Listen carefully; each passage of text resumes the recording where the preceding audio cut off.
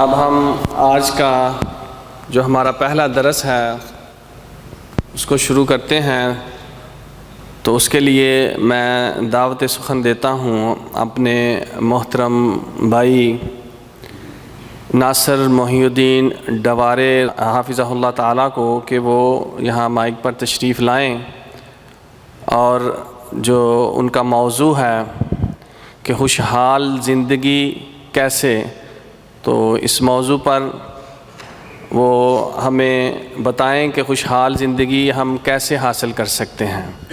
تو تشریف لاتے ہیں محترم جناب ناصر محی الدین ڈوارے حافظہ اللہ۔ السلام علیکم ورحمۃ اللہ وبرکاتہ۔ ان الحمد للہ نحمده ونستعینه ونستغفره ونعوذ باللہ من شرور انفسنا ومن سیئات اعمالنا، من يهد الله فلا مضل له ومن يضلل فلا هادي له، واشهد ان لا اله الا الله واشهد ان محمدا عبده ورسوله۔ يا أيها الذين آمنوا اتقوا الله حق تقاته ولا تموتن إلا وأنتم مسلمون۔ يا أيها الناس اتقوا ربكم الذي خلقكم من نفس واحدة وخلق منها زوجها وبث منهما رجالا كثيرا ونساء، واتقوا الله الذي تساءلون به والأرحام إن الله كان عليكم رقيبا۔ يا أيها الذين آمنوا اتقوا الله وقولوا قولا سديدا يصلح لكم أعمالكم ويغفر لكم ذنوبكم ومن يطع الله ورسوله فقد فاز فوزا عظيما۔ رب اشرح لي صدري ويسر لي أمري واحلل عقدة من لساني يفقهوا قولي۔ معزز ساتھیوں، جیسا کہ آپ لوگوں کو پتہ چل چکا ہے کہ میرا آج کا درس کا جو موضوع ہے وہ خوشحال زندگی کس طرح گزارے، انشاءاللہ میں قرآن و حدیث کی روشنی میں کچھ گزارشات آپ کے سامنے رکھوں گا۔ اللہ تعالیٰ سے دعا ہے کہ اللہ تعالیٰ سب سے پہلے تو مجھے میں جو بھی بولنے جا رہا ہوں اس کے اوپر عمل کرنے کی نیک توفیق عطا فرمائے۔ ساتھ ساتھ اللہ تعالیٰ سے یہ دعا ہے کہ اللہ تعالیٰ میری زبان سے حق بات بلوائے۔ ساتھ ہی اللہ تعالیٰ آپ سب لوگوں کو بھی جو بھی آپ سنیں یہاں پر اس کو سمجھنے اور عمل کرنے میں آسانیاں پیدا کرے۔ محترم ساتھیوں، اللہ تعالیٰ نے دنیا کی تخلیق کی، اللہ تعالیٰ نے انسان بنائے، باقی دنیا میں جو بھی بسنے والی ہر چیز ہے وہ بنائی ہے۔ اللہ تعالیٰ نے دنیا میں انسان کو فوقیت دی ہے، اللہ تعالیٰ نے انسان کو اشرف المخلوقات بنایا ہے۔ انسان کو اللہ تعالیٰ نے مٹی سے پیدا کیا ہے، جتنے بھی دنیا میں انسان ہیں سارے کے سارے مٹی سے ہی پیدا ہوئے ہیں۔ تو اس نوعیت سے دیکھیں گے ہم لوگ تو ہمارا سب کا جو کامن پوائنٹ ہے یہی ہے کہ ہم لوگ سارے مٹی سے بنے ہوئے ہیں۔ مگر اس کے بعد اور دوسری کئی چیزیں جو ہم کو آپس میں مختلف کرتی ہے، جیسے رنگ و نسل ہے۔ ہم دیکھتے ہیں کوئی گورا ہے، کوئی کالا ہے، کوئی سانولا ہے۔ دنیا میں بہت ہی کم ایسے لوگ ملیں گے، ہارڈلی، جن کی صورت شکل ساری ایک جیسی ہو۔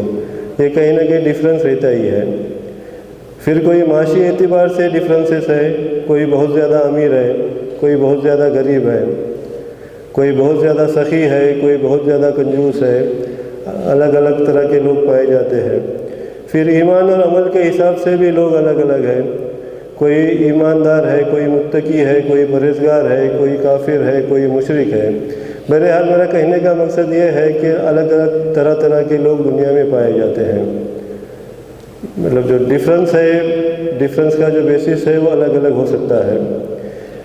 ان سب میں ایک چیز بہت کامن ہے، چاہے وہ گورا ہو، کالا ہو، امیر ہو، غریب ہو، انجینئر ہو، ڈاکٹر ہو، لیبر ہو، ان سب میں ایک چیز بڑی کامن ہے۔ ہر شخص کی کوشش کیا ہے؟ ہر شخص یہ چاہتا ہے کہ میری جو زندگی ہے، اللہ تعالیٰ نے 50 سال، 60 سال، 70 سال جو بھی زندگی دی ہے، وہ پوری زندگی ہے وہ سکون کے ساتھ، امن کے ساتھ، خوشحالی کے ساتھ گزر جائے۔ جو بھی مشکلیں ہیں، پریشانیاں ہیں، وہ ساری میری زندگی میں کم از کم نہ آئے، میں آرام سے رہوں، میری زندگی خوشحال گزرے۔ ہر آدمی کی یہی کوشش ہے، اور اس کے لیے ہر آدمی اپنے اپنے طور پر کوششیں کرتے رہتا ہے۔ 24 گھنٹے کی زندگی ہے، کوئی اس میں 8 گھنٹے کام کرتا ہے، کوئی 12 گھنٹے کام کرتا ہے، کوئی 14 گھنٹے کام کرتا ہے۔ کوشش یہی رہتی ہے کہ زیادہ پیسہ ملے گا، ہو سکتا ہے میری پریشانیاں دور ہو جائیں گی، گھر والوں کو سکون آرام نصیب ہوگا۔ غرض یہ کہ اپنے اپنے طور پر جو بھی وسائل دستیاب ہے اس کے حساب سے لوگ کوششیں کرتے جا رہے ہیں کہ ہماری زندگیوں میں سکون آ جائے۔ مگر کیا سکون اس طرح سے آتا ہے؟ زندگی خوشحال اس طرح سے بنتی ہے؟ اگر کوئی پیسے والا ہے، مالدار ہے، تو کیا اس کی زندگی میں صرف سکون ہی سکون، خوشحالی ہی خوشحالی ہے؟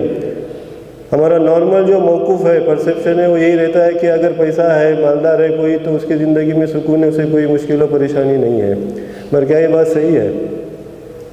اگر ہم دینی اعتبار سے اس بات کا جائزہ لیں تو اللہ تعالیٰ کیا کہتا ہے؟ اللہ تعالیٰ نے سکون اور خوشحالی جو ہے نہ پیسے میں رکھی ہے، نہ جائیداد میں رکھی ہے، نہ بنگلے میں رکھی ہے، نہ گاڑی میں رکھی ہے، نہ سوشل اسٹیٹس میں رکھی ہے۔ اللہ تعالیٰ نے کچھ ضابطے بیان کیے ہیں قرآن میں، اور آپ صلی اللہ علیہ وسلم نے حدیثوں میں کچھ ضابطے بیان کیے ہیں، جس کو اگر ہم لوگ اپناتے ہیں تو انشاءاللہ ہماری زندگیوں میں جو ہے سکون آ سکتا ہے۔ ہم انشاءاللہ کوشش کریں گے ان چیزوں کے بارے میں ایک ایک جاننے کی، قرآن اور حدیث کے دلیل کے ساتھ، کہ ہماری زندگیوں میں کس طرح سے سکون آ سکتا ہے۔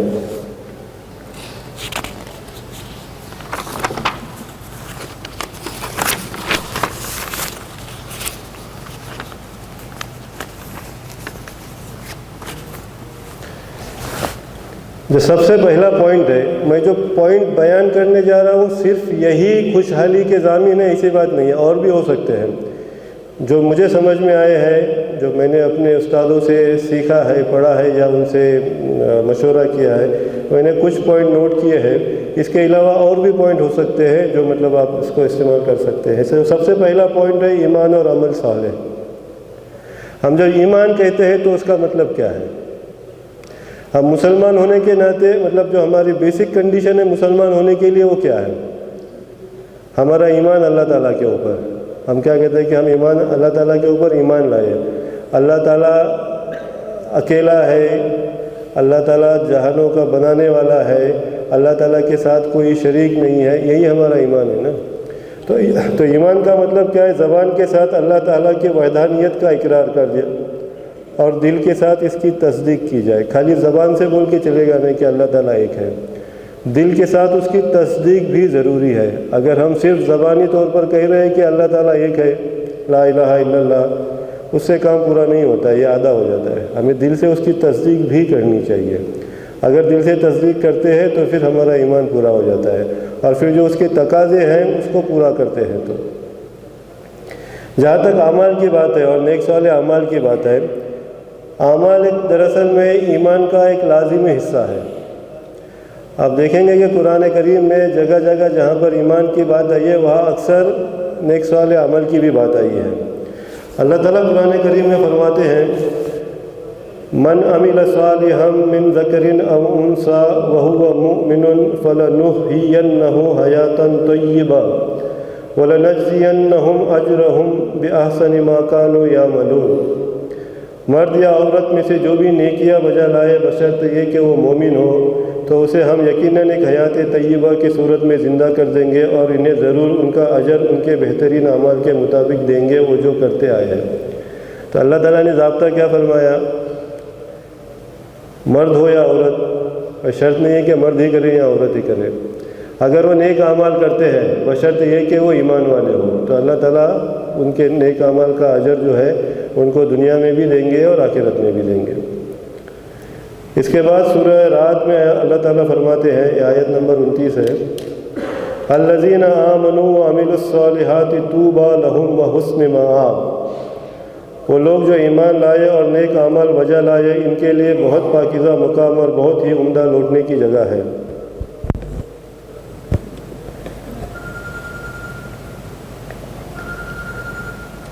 تو ساتھیوں، جیسا کہ ہم نے ان دو آیاتوں میں دیکھا کہ اگر ہم نیک اعمال کر رہے ہیں تو اللہ تعالیٰ اس کا اجر دنیا میں ہی دے رہے، ساتھ ساتھ آخرت میں بھی دیں گے۔ تو ہم کو اگر ہماری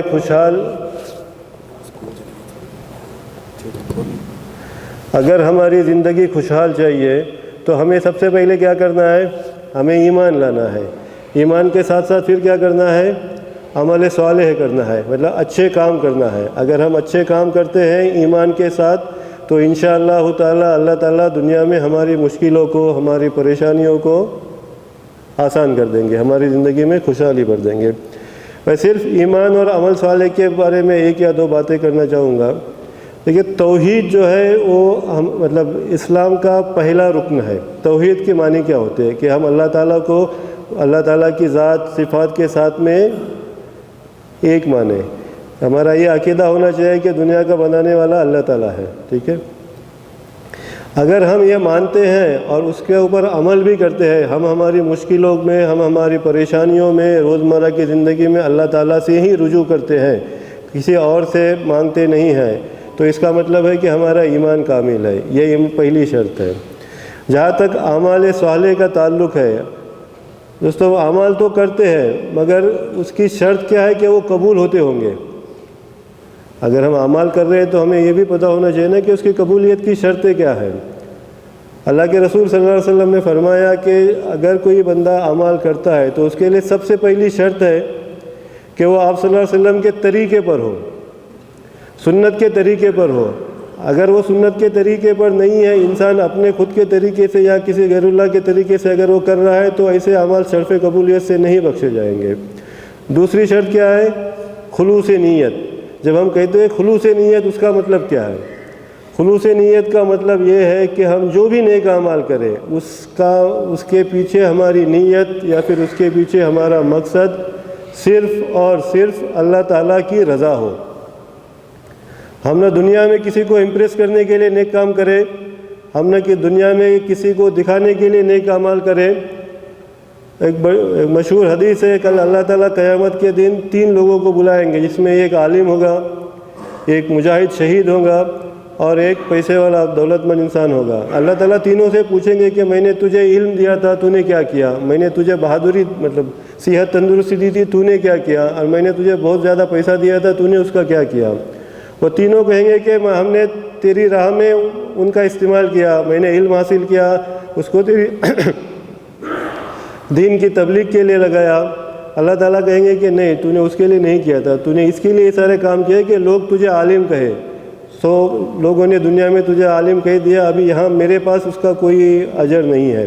اسی طرح سے جو شہید ہوگا اس کے لیے بھی معاملہ ہوگا، اور اسی طرح سے پیسے والے کے لیے بھی معاملہ ہوگا۔ کہنے کا مقصد ایسا ہے کہ اگر ہماری نیتوں میں خلوص نہیں ہے تو ہم جو بھی نیک کام کرنے جا رہے ہیں اس کا اجر صرف اور صرف ہمیں یہیں پر ملے گا، آخرت میں اس کا کوئی اجر نہیں ہوگا۔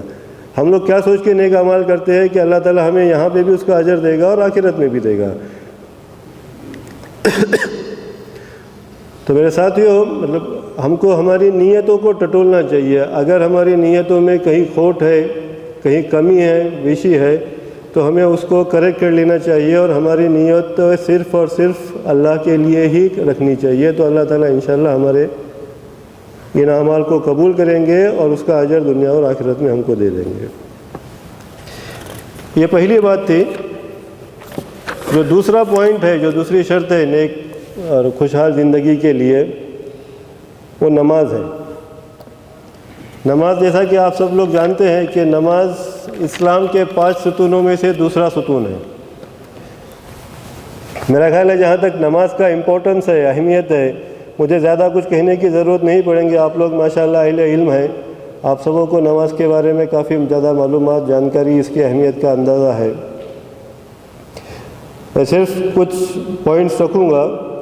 اللہ تعالیٰ قرآن کریم کی سورہ رعد میں فرماتے ہیں، الا بذکر اللہ تطمئن القلوب، یاد رکھو اللہ کے ذکر سے ہی دلوں کو تسلی حاصل ہوتی ہے، اور اللہ کے ذکر میں سب سے بڑا ذکر نماز ہے۔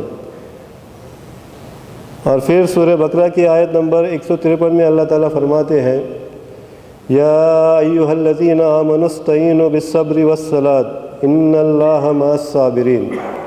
اے وہ لوگوں جو ایمان لائے ہو، اللہ سے صبر اور صلاۃ کے ساتھ مدد مانگو، یقیناً اللہ صبر کرنے والوں کے ساتھ ہے۔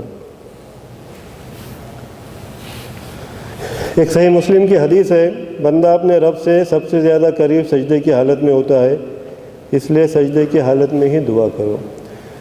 دوستو، جیسا کہ میں نے یہ 2 آیتیں آپ کے سامنے بیان کی ہیں، پہلی آیت جس میں دلوں کی تسلی کے بارے میں اللہ تعالیٰ نے بیان کیا ہے کہ اللہ تعالیٰ کے ذکر سے دلوں میں تسلی ہوتی ہے، دلوں کو سکون ملتا ہے۔ ابھی آپ خود اندازہ لگا سکتے ہیں کہ اگر کسی کے دل میں ہی سکون نہیں ہے تو خوشحال رہ سکتا ہے؟ اگر دل سکون سے خالی ہے، بے چینی ہے، بے اطمینانی ہے، تو اس کے پاس کون سا سکون رہے گا؟ وہ تو رہ ہی نہیں سکتا۔ تو سکون کے لیے شرط کیا ہے؟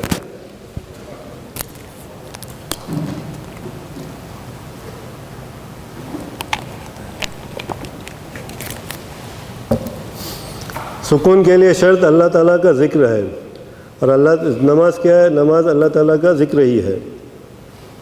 دوسری جو آیت تھی، اگر اللہ تعالیٰ سے مدد مانگنی ہے تو مدد مانگنے کے لیے شرطیں کیا ہے؟ اگر اللہ تعالیٰ سے مدد مانگنی ہے تو صبر کے ساتھ اور نماز کے ساتھ۔ تو اللہ تعالیٰ نے ضابطے بھی بیان کر کے کہ مجھ سے مانگو، کس طرح مانگو؟ نماز پڑھو اور صبر اختیار کر لو۔ ان دونوں شرطوں کے ساتھ اگر مانگ لیں گے تو انشاءاللہ اللہ تعالیٰ ہماری دعاؤں کو قبول کر لے گا، اور ہماری جو بھی مشکلیں ہیں، پریشانیاں ہیں، آفتیں ہیں، ان کو انشاءاللہ دور کر دے گا۔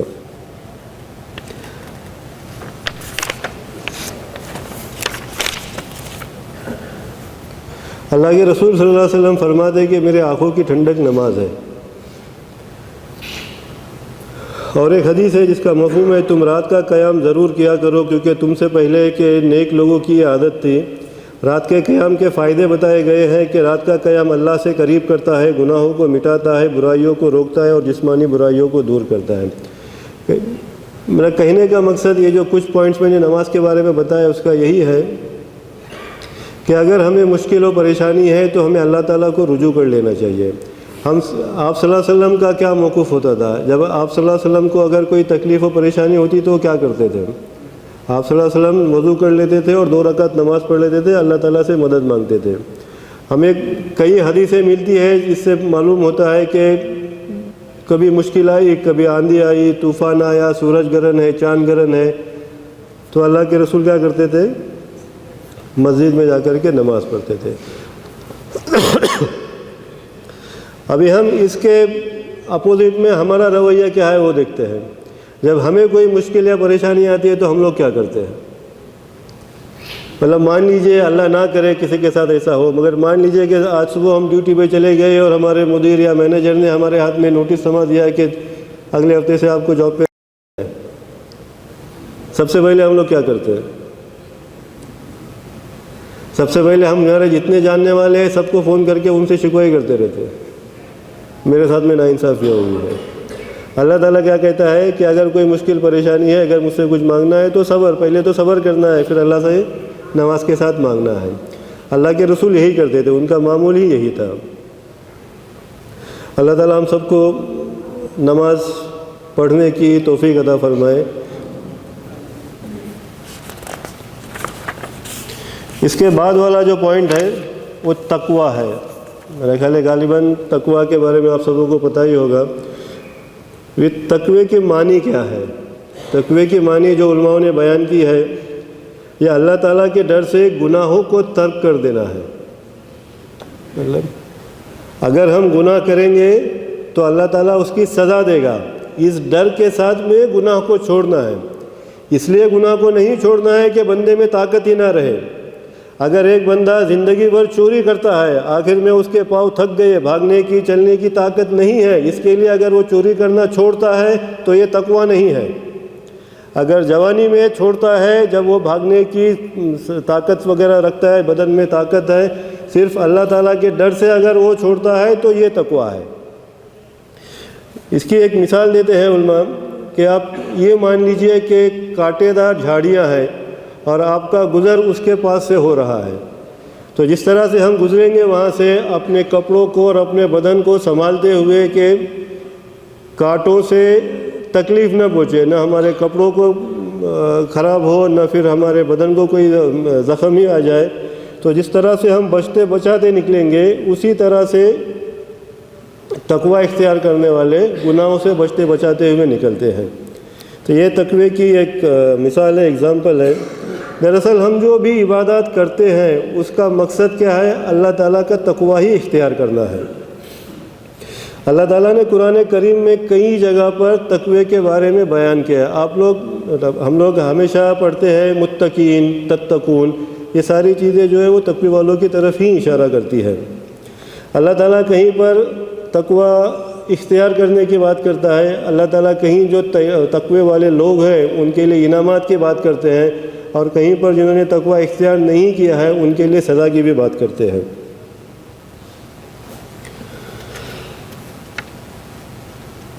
وہ تقوی وہ ایک ایسا عمل ہے جس سے دنیا کی مصیبتوں اور دکھوں سے چھٹکارا، معاشی بدحالی سے بھی چھٹکارا اور آخرت کی فلاح کی ضمانت ملتی ہے. دراصل بندہ جب گناہوں سے بچتا ہے تو کرتا کیا ہے؟ نیک کام کرتا ہے. جب نیک کام کرے گا تو ظاہر سی بات ہے اللہ تعالیٰ کی خوشنودی حاصل ہوگی.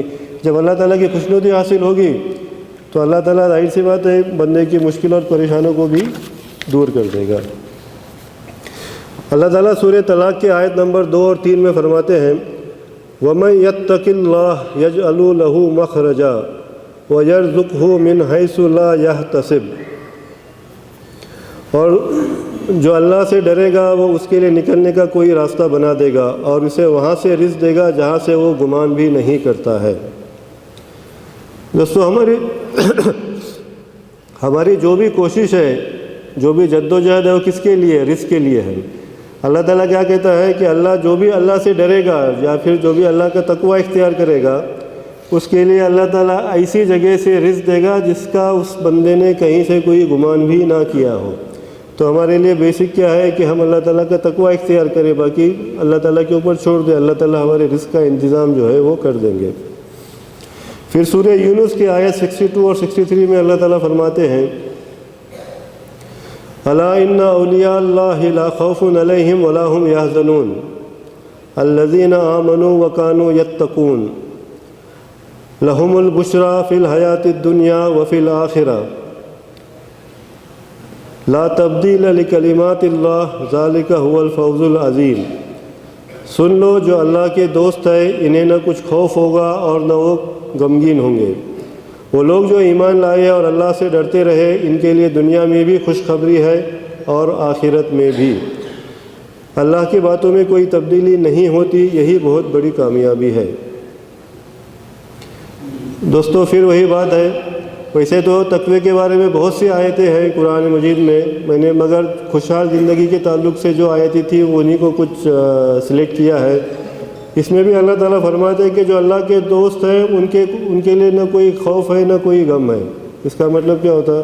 ان کو کوئی ڈرنے کی ضرورت ہے نہ کسی چیز کا غم کرنے کی ضرورت ہے. اللہ تعالیٰ ان کے لیے ہر چیز جو ہے وہ مہیا کر دیں گے، دنیا کی بھی خوشخبری اور آخرت کی خوشخبری.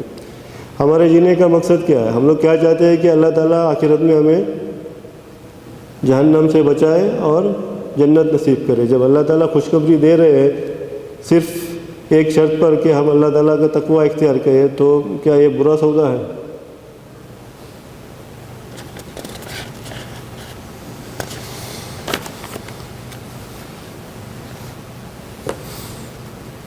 اور ایک جگہ اللہ تعالیٰ فرماتے ہیں وَمَن يَتَّقِ اللَّهَ يَجْعَلْ لَهُ مِنْ أَمْرِهِ يُسْرًا. یہ سورہ طلاق کی آیت نمبر 4 ہے. اور جو کوئی اللہ سے ڈرے گا وہ اس کے لیے اس کے کام میں آسانی پیدا کر دے گا. ساتھیوں مطلب تقوی کے بارے میں ہم لوگ بحث کیے جا سکتے ہیں کیونکہ وقت کی ریسٹرکشنز ہے. تو میں انشاءاللہ آگے اور زیادہ نہ بات کرتے ہوئے اس موضوع پر تقوی کے ایک چیز جو یاد دہانی کے لیے کہ اگر ہم تقوی اختیار کرتے ہیں اللہ تعالیٰ کے اذن سے، اگر ہم گناہوں سے بچتے ہیں اور نیک کام کرتے ہیں تو اللہ تعالیٰ قرآن میں بار بار کہہ رہا ہے کہ میں انشاءاللہ دنیا کی بھی بھلائی کر دوں گا، دنیا میں بھی خوش رکھوں گا، آخرت میں بھی اس کو خوشحال کر دوں گا.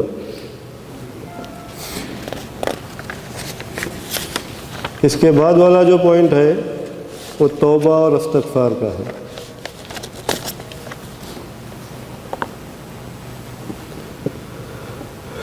ایک حدیث ہے، حضرت عبداللہ بن عباس رضی اللہ تعالیٰ عنہ روایت کرتے ہیں کہ آپ صلی اللہ علیہ وسلم نے فرمایا، جو شخص استغفار کی پابندی کرے گا اللہ تعالیٰ اس کی ہر تنگی کو دور کر دے گا اور ہر غم سے خلاصی کر دے گا، اور اس کو روزی ایسی جگہ سے دے گا جہاں سے اس کو خیال بھی نہ ہوا ہو۔ یہ ابو داؤد کی حدیث ہے۔ یہ ایک توبہ اور استغفار کا امپورٹنس بتانے کے لیے ہے۔ ہم سب سے پہلے جانتے ہیں کہ توبہ کے معنی یا مفہوم کیا ہوتا ہے۔ توبہ کا مفہوم ہوتا ہے کہ پلٹ کر آنا یا گناہوں کو چھوڑنا۔ جب بندہ گناہ کرتا ہے تو دراصل کرتا کیا ہے؟ جب بندہ گناہ کرتا ہے تو دراصل وہ اللہ تعالیٰ کی نافرمانی کرتا ہے، یہی ہے نا۔ اللہ تعالیٰ کی اطاعت اور اطاعت نہیں کرتا، اللہ تعالیٰ کی اطاعت سے دور چلا جاتا ہے اور شیطان کی اطاعت میں چلا جاتا ہے۔ جب بندہ توبہ کرتا ہے تو کیا کرتا ہے؟ شیطان کی اطاعت سے نکل کر اللہ تعالیٰ کی اطاعت میں آ جاتا ہے۔ گناہ کیا، پھر اس کے بعد توبہ کی، اسے احساس ہوا، اس نے توبہ کی اور واپس آ گیا۔ یہ توبہ کا مفہوم ہے۔ استغفار کا معنی کیا ہے؟ استغفار کا معنی ہے معافی طلب کرنا۔ ایکچولی اس کا لفظی معنی یہ ڈھانپنے کے ہوتے ہیں، یا پھر گناہ مطلب جو گناہوں سے ہونے والے اثرات ہوتے ہیں اللہ تعالیٰ ان کو ڈھانپ دیتا ہے۔ قرآن میں توبہ اور استغفار کے بارے میں بھی جگہ جگہ پہ ذکر آیا ہے۔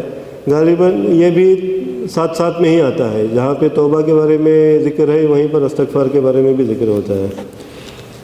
اللہ تعالیٰ سورہ نوح کی آیت نمبر 10، 11 اور 12 میں فرماتے ہیں،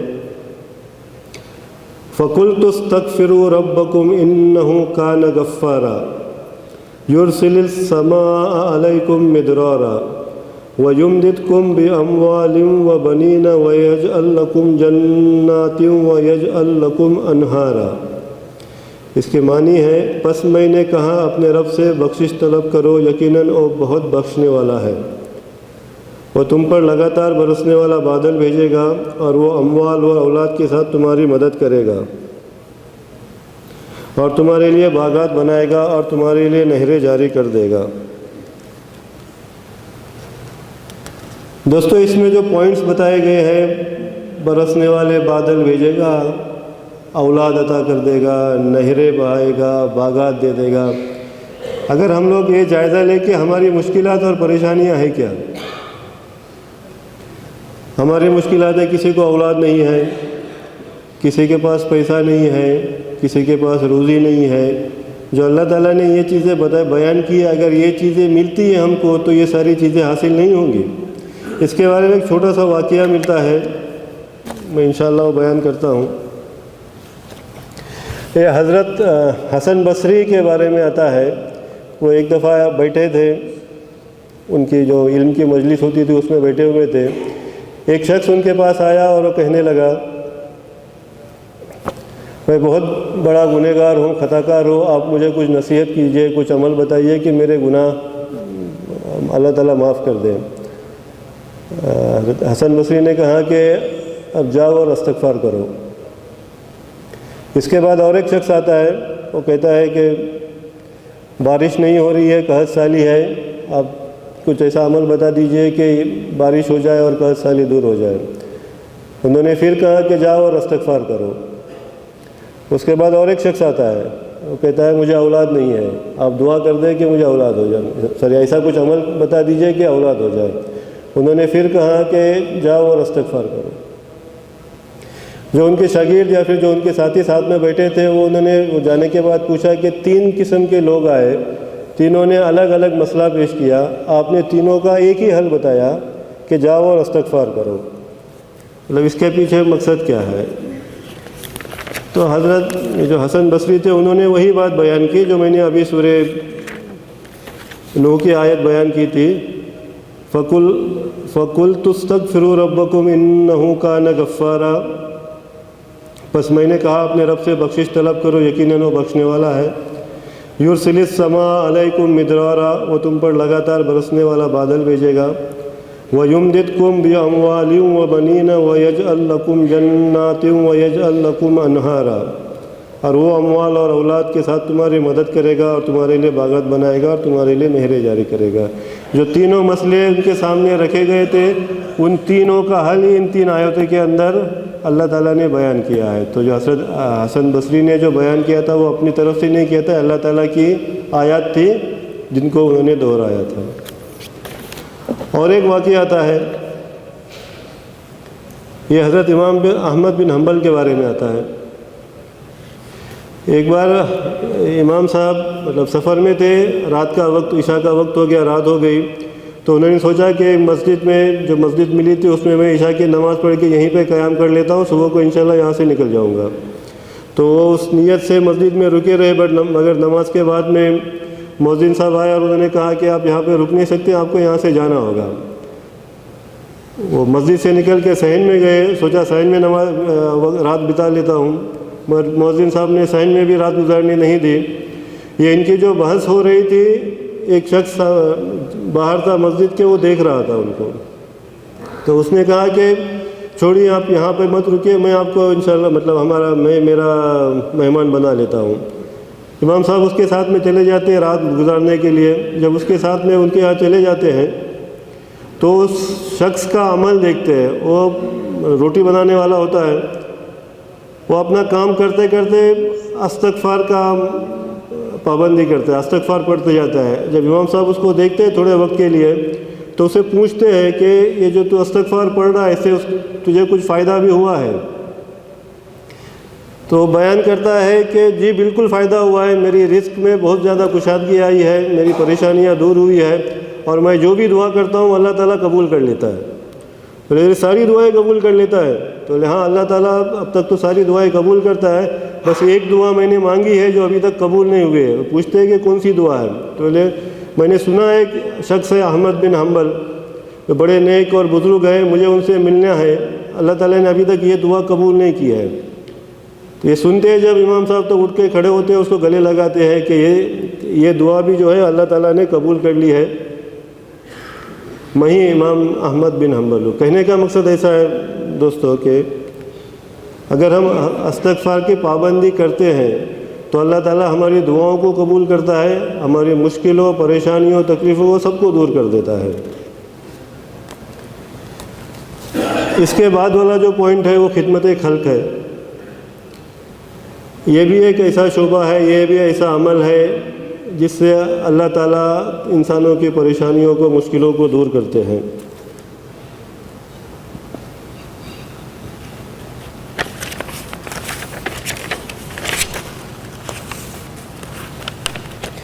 ایک حدیث ہے جس کا مفہوم ہے ساری مخلوق اللہ کا کنبہ ہے، اللہ کے نزدیک سب سے زیادہ پسندیدہ بندہ وہ ہے جو اس کے عیال کے لیے سب سے زیادہ نافع ہو. اور ایک حدیث ہے صحیح مسلم کی، اللہ تعالیٰ اس وقت تک بندے کی مدد کرتے رہتے ہیں جب تک بندہ اپنے بھائی کی مدد میں لگا رہتا ہے. ایک بار صحابہ نے آپ صلی اللہ علیہ وسلم سے پوچھا کہ سب سے بہترین انسان کون ہے؟ تو آپ صلی اللہ علیہ وسلم نے فرمایا تھا کہ بہترین انسان وہ ہے جو لوگوں کو نفع پہنچائے. آپ صلی اللہ علیہ وسلم نے یہ نہیں کہا کہ جو نمازی ہے 5 وقت کا، جو روزے دار ہے وہ بہترین شخص ہے. آپ صلی اللہ علیہ وسلم نے کہا تھا کہ جو بندہ، جو بھائی دوسرے انسانوں کو فائدہ پہنچائے وہ سب سے بہترین ہے. جو خدمت خلق کا جو تصور ہے، کانسیپٹ ہے، وہ تقریباً دنیا کے تمام مذاہب میں ہے، اسلام میں بھی ہے. مسئلہ دراصل یہاں پہ آتا ہے کہ جو خدمت خلق کا کانسیپٹ ہم لوگ لے کے چلتے ہیں اس میں کہیں نہ کہیں مسائل ہے. مسئلے اس طرح سے ہے کہ ہم جو خدمت خلق کر رہے ہیں، مطلب ہمارے کانسیپٹ کیا ہے؟ بھوکے کو کھانا کھلاؤ، ننگے کو کپڑا پہناؤ، بیواؤں کی، یتیموں کی کفالت کرو.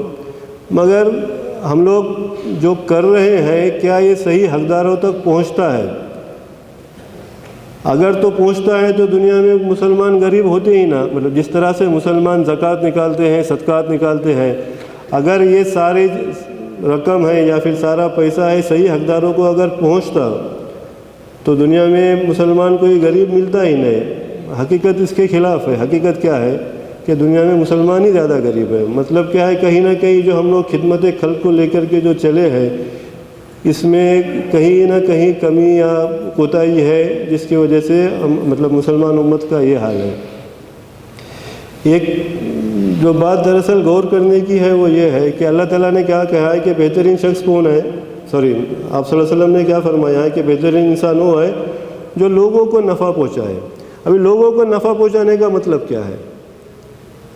خدمت خلق کیا صرف یہی ہے کہ ہم بھوکے کو کھانا کھلائیں، پیاسے کو پانی پلائیں؟ بالکل یہ بھی خدمت خلق ہے، اس میں کوئی دو رائے نہیں ہے، اس میں کوئی آبجیکشن نہیں، یہ تو خدمت خلق ہے ہی ہے، مگر کیا اس کے آگے بھی کچھ ہے؟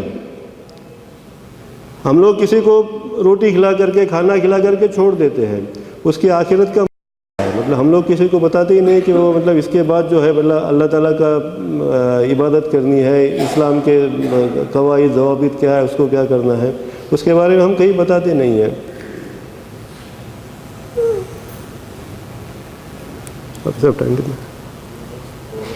2 منٹ، شاید 2 منٹ زیادہ ہو جائے۔ میں ایک مطلب جو ایک مسئلہ ہے اس کی طرف آپ لوگوں کا دھیان راغب کرانا چاہتا تھا۔ ابھی دنیا میں سب سے بڑا مسئلہ کیا ہے؟ فائنینشیل کرائسس ہے نا۔ امیر امیر ترین ہوتے جا رہا ہے، غریب غریب سے غریب تر ہوتے جا رہا ہے۔ اس کا حل کس کے پاس ہے؟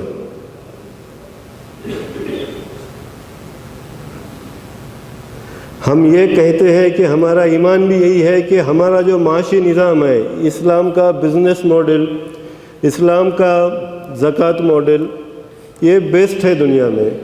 اگر یہ کوئی اپنا لیتا ہے تو انشاءاللہ یہ جو مسئلہ ہے دنیا میں فائنینشیل کرائسس کا، وہ انشاءاللہ ختم ہو سکتا ہے۔ مگر یہ کب ختم ہوگا؟ جب تک ہم اس کو اپنائیں گے نہیں، ہم لوگوں کو بتائیں گے نہیں کہ ہمارے پاس میں یہ سسٹم ہے جو بہت اچھا ہے، آپ اس کو اپنا لو، انشاءاللہ دنیا کا جو مسئلہ ہے وہ ختم ہو سکتا ہے۔ مگر ہم لوگ خود جو ہمارے جو سسٹمز ہیں، ہماری جو خوبیاں ہیں، اس کے اوپر ہمیں خود بھروسہ نہیں ہے۔ اگر جب ہم ہی خود بھروسہ نہیں کریں گے، اگر ہم ہی اس کو اڈاپٹ نہیں کریں گے، ہم ہی امپلیمنٹ نہیں کریں گے، تو دنیا والے کہاں سے کریں گے؟ جب تک ہم لوگ سودی نظام کو سپورٹ کرتے رہیں گے تو سودی نظام تو دنیا میں پھلتا پھولتا رہے گا۔ اگر ہم لوگ دنیا کو یہ ماڈیول دے دیں کہ اسلام نے یہ کہا ہے، اسلامی نظام جو ہے وہ بغیر سود کے چلتا ہے اور سکسیسفل چلتا ہے، اگر یہ ہم لوگ دنیا کو بتا دیں، دنیا والے کیوں نہیں لیں گے؟ جب یہودیوں کا بینکنگ سسٹم وہ لے سکتے ہیں تو پھر مسلمانوں کا معاشی نظام کیوں نہیں لے سکتے اگر اس میں فائدہ ہے؟ مگر ہم کو دنیا کو پروف کر کے بتانا پڑے گا نا کہ اس میں فائدہ ہے، اس میں دنیا کی فلاح ہے، اس میں لوگوں کی فلاح ہے۔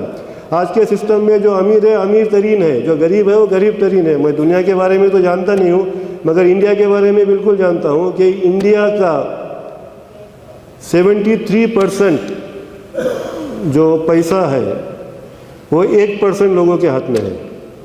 اس کا مطلب ایسا ہے کہ اگر 100 روپے ہے انڈیا کی ٹوٹل ویلتھ، تو اس میں 73 روپے جو ہے وہ صرف 1% لوگوں کے ہاتھ میں ہے، باقی پورے انڈین کے ہاتھ میں 27% ہے۔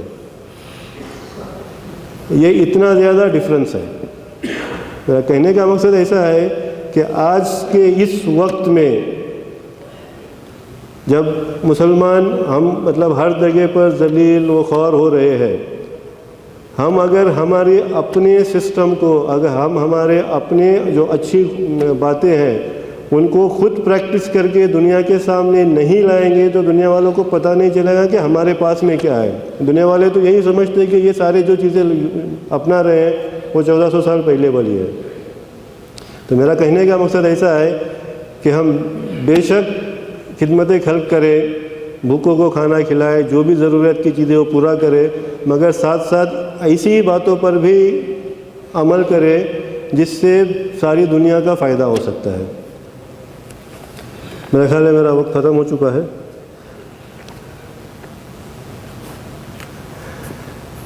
میں نے جو بھی باتیں آپ کے سامنے بیان کی ہے، میں ایک طالب علم ہوں دراصل، اگر اس میں کوئی غلطی ہو گئی ہو، کہیں کمی بیشی رہ گئی ہو تو سب سے پہلے اللہ تعالیٰ سے میں معافی مانگتا ہوں۔ اگر کہیں غلطی ہو گئی، آپ لوگ صاحب علم ہیں، میری اصلاح کر سکتے ہیں۔